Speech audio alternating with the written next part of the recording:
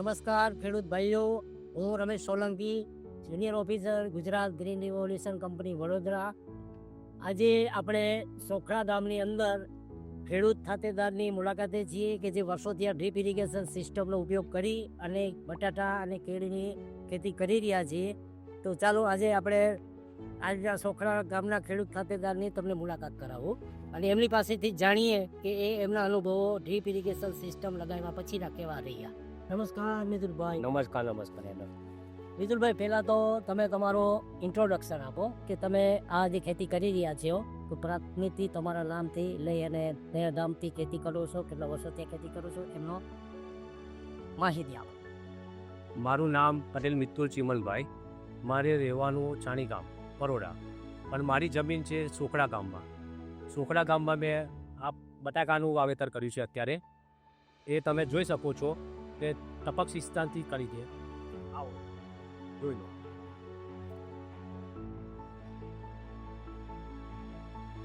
આ રે ડ્રીપ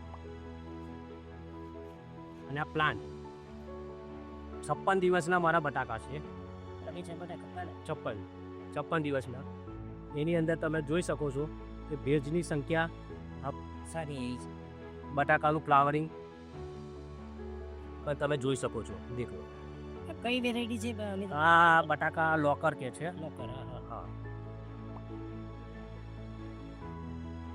અને એક મૂળમાં એક છોડીએ બટાકા લાવી ગયા છે. હજુ તો 55 દિવસ રહ્યા. 55 દિવસ હજુ તો વધશે.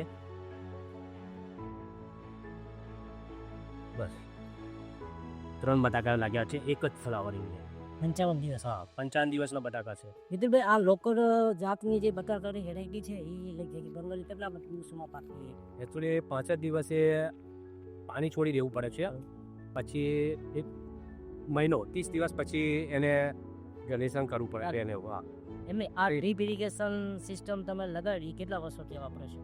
ડ્રીપ ઇરિગેશન તો મારે 15 થી 20 વર્ષ થયા છે. હા. જંગલી બટાકા અને કેળના પાક કે બટાકા બધું જ. એટલે જોઈએ લાગે તો દિવેલા તે કરી દે ક્રોપ માટે. ડ્રીપ ઇરિગેશન સિસ્ટમ તમે વસાવી એની પહેલા ખુલ્લા પાણીથી ખેતી કરતા હા, ખુલ્લા કે 2 દિવસનું ઉત્પાદન અને આજનું ઉત્પાદન કેટલું ફરક? બહુ સારું છે. કારણ કે સારું કે જમીન પહોંચાડી રહે. બીજું એ પેલું જમીન છૂટા પાણીથી છે ને ફિટ જમીન થઈ જાય. એટલે હાર્ડનેસ થોડુંક જે ગ્રોથ વધવો જોઈએ બટાકાનો એ સાઇઝ વધતી નથી છૂટા પાણી. અને અત્યારે શું છે, પોચારો રહે અને એની સાઇઝે પીલી જાય. ડ્રીપ ઇરિગેશન સિસ્ટમથી ખાતરની અંદર તમે કલ્ટિવેશન જ્યારે કરો છો, ખાતર આપો છો એટલે તો તમને એ ખાતરમાં બચત છે હા. એ કેટલીક અંદાજે લાગે છે? બહુ જ ઓછી. જે પણ તમે ખોલી ખાતર વાપરો છો, પેલું છે છૂટું પાણી છે 50 છૂટું ખાતર નાખીએ એ 50% જ મળતું. આ છે પૂરેપૂરું 100% કહીએ તો 100 થી 90% તો મળે. 100% એફિશિયન્સી એની. તમે આ ડ્રીપ ઇરિગેશન સિસ્ટમ લીધી છે કે એમાં પાણીના ટોસકલી કે અત્યારે કઈ રીતે? બોર છે. બોરથી અમારે આગે યુનિટથી જે અંદર ડીપ ઇરિગેશનથી અંદર પાણી જાય છે. અહીંયા આપણે જોઈએ છીએ કે મિતુલભાઈ જે ખેતીવાડીની અંદર ડ્રીપ ઇરિગેશનનો ઉપયોગ કરે છે તો એમની પાસે અત્યારે પાણીમાં સાધન તરીકે બોરવેલનો પ્રયોગ કરી રહ્યા છે. હવે આમના સિવાય બી ખેડૂતો પાસે ઘણી વખત કૂવો હોતો હોય છે, કોઈ નદી નાળા તળાવમાંથી ઘણી વાર પાણી લેતા હોય છે. તો એના માટેની અલગ અલગ વ્યવસ્થાઓ અમે અહીંયા આપેલી છે કે જેથી કરીને એ પાણીનું ગાળણ જે કરવાનું છે, ફિલ્ટરેશન જે કરવાનું છે એ વ્યવસ્થિત કરી શકે. અહીંયા એમને બોરવેલ આપેલો છે એટલે બોરવેલના કારણે એમને હાઇડ્રોસાયક્લોનિક ફિલ્ટર આપેલા છે. કારણ કે બોરવેલમાંથી ઘણી વખત રેતીનું પ્રમાણ આવતું હોય છે અને રેતીનું જે સાફ સફાઈ કરવા માટે હાઇડ્રોસાયક્લોન ફિલ્ટર આપેલા છે અને એને ડીશ ફિલ્ટર પાડેલા છે. એ ડીશ ફિલ્ટરો એ સેકન્ડરી ફિલ્ટરો છે અને હાઇડ્રોસાયક્લોનિક જેવા ફિલ્ટર આપેલા છે. આ એકચ્યુઅલી અમારા બોર છે. આ બોરવેલથી અહીંયાથી પાણી જાય છે.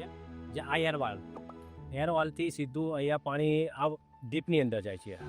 ડીપમાં ગયા પછી અમારે પહેલાં શું છે કે બાયપાસ કરવું પડે છે.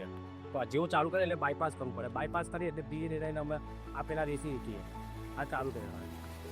આ થયા પછી અમારે બંધ કરવું પડે. તો આ વાલની અંદર ડીપની અંદર જાય એટલે આ ડીપની અંદરથી આ જે રેતીનું ફિલ્ટર આવે છે ડીશ ફિલ્ટર કહીએ. ડીશ ફિલ્ટર અમારે બહુ એકદમ ઇઝી છે. કોઈક લાગે કે આ મીટરની અંદર બહુ લોડ વધી ગયો છે.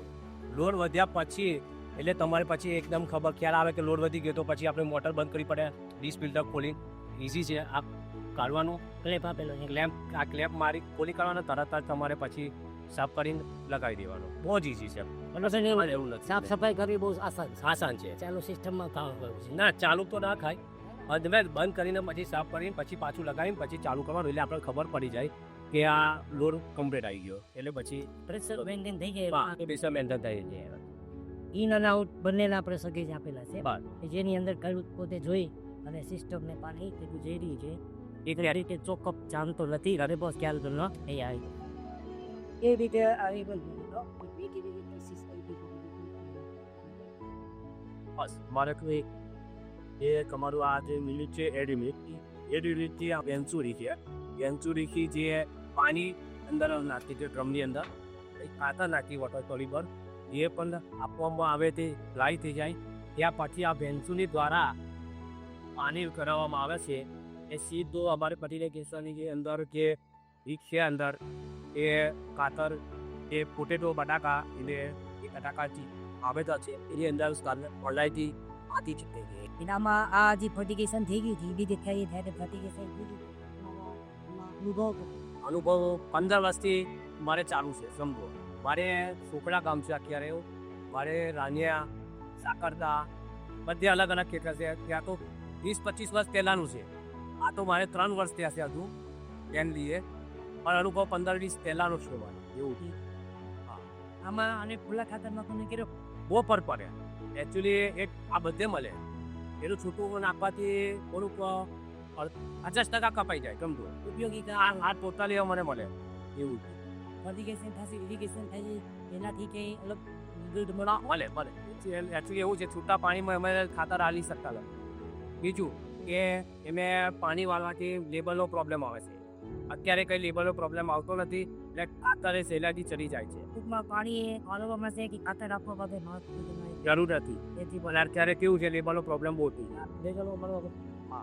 બીજું ને તમે આ કઈ બટાકાની જે ખેતીવાડી કરો છો ઘણા વર્ષોથી આ ખેતીની અંદર બટાકામાં ડ્રીપ ઇરિગેશનનો પ્રયોગ કરીને પણ લો છો, તેમાં તમે ફર્ટિગેશન ઇરિગેશન વિશે ઘણી બધી માહિતી આપી અને ખેડૂતોએ આ ડ્રીપ ઇરિગેશનનો પ્રયોગ કરીને બટાકાની ખેતી કરવી જોઈએ એવું કારણ તમે કહ્યું. બરાબર. આના સિવાયના બીજા કયા કયા પાકો એવા છે કે જેમાં તમે ડ્રીપ ઇરિગેશનનો ઉપયોગ કરો? મેં કેરો કરી છે, ચાલો આપણે જોઈએ. કેરો પણ કરી સારી. બીજું ભાઈ તમે બટાટાનો પાકમાં ડ્રીપ ઇરિગેશન લીધી પછી કેળાના પાકમાં બી ડ્રીપ ઇરિગેશનની અંદર આ વસ્તુ શું છે એ બતાવો. આ છે મારો પહેલો. મેં ગયા વર્ષે મેં આ કેળ રોપી હતી, એનું આ થળિયું છે. આ છે એ મેં હાર્વેસ્ટિંગ કરી દીધું. હાર્વેસ્ટિંગ કર્યા પછી અંદરની સાઈડે મેં એક લાંબ છોડ્યો હતો, એટલે પીલો આવે, પીલા કહીએ.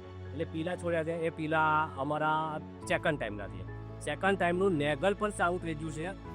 એ તમે જોઈ શકો છો, તારામાં સારું છે. અને મેં રોપી હતું 10માં. ફર્સ્ટ ટાઈમ 10માં રોપી હતી 2025માં, અને અત્યારે 2026 છે. 26 થયા પછી તો પણ આ મારું ફ્લાવરિંગ સારું આવી ગયું છે. અને 10માના રેગ્યુલર તમે જે ટીસ્યુના છોડ લગાડો અને એમાં જે આ તમારું ફૂલ આવે એવું જ ફૂલ છે. સેકન્ડ ટાઈમનું ફ્લાવરિંગ મારું સારામાં સારું આવે છે એવું છે. એમાં એકચ્યુઅલી પહેલી વાર થોડુંક એ આવે છે, પણ સેકન્ડ ટાઈમ જે લામ લઈએ છીએ ને એ કારણ કે એ ડ્રીપ ઇરિગેશનના લીધે જ આ આવે છે. બસ બીજું કાંઈ નથી. ટૂંકમાં ઘણા છે કે અંદરના તત્વો છે એ બધા એનો પડી ગઈ છે ને એનો લાંબ ઉપયોગ કરે છે એનો બેનિફિટ. અને બેનિફિટ એ મળે છે કે કારણ કે ટીસ્યુનો ખર્ચો અમારે બચે છે, મજૂરીનો ખર્ચો બચે છે, લગાવ બધું જ રીતે સારું ખર્ચો ઓછો થઈને હા હવે પ્લાન્ટ લઈશું. અને નેગલ એ સારું છે. તમે જોઈ શકો છો કે એની ક્લિયરિટી શાઇનિંગથી બોડી એ સારું આવે, કોઈ ડોસ નહીં આવતો, કશું નહીં એવું છે.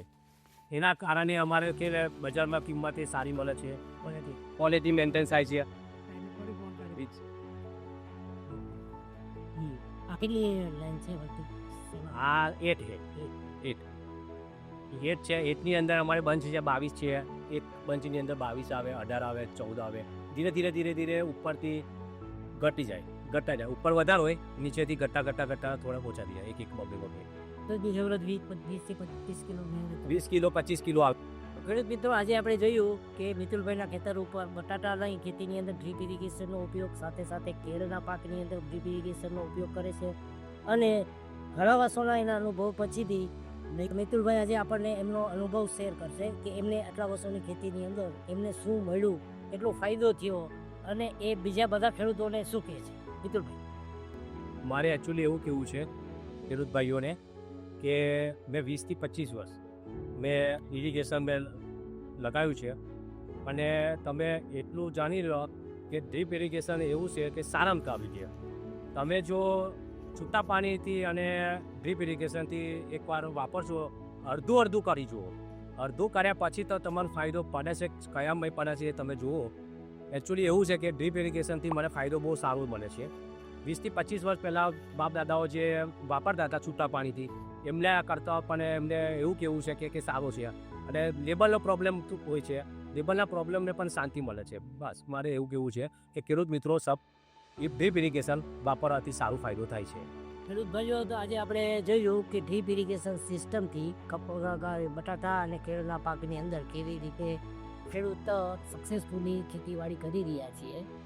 તો આ બધી જ માહિતી તમારા સુધી પહોંચાડવા માટેનો અમારો નાનો કોઈ પ્રયત્ન હતો.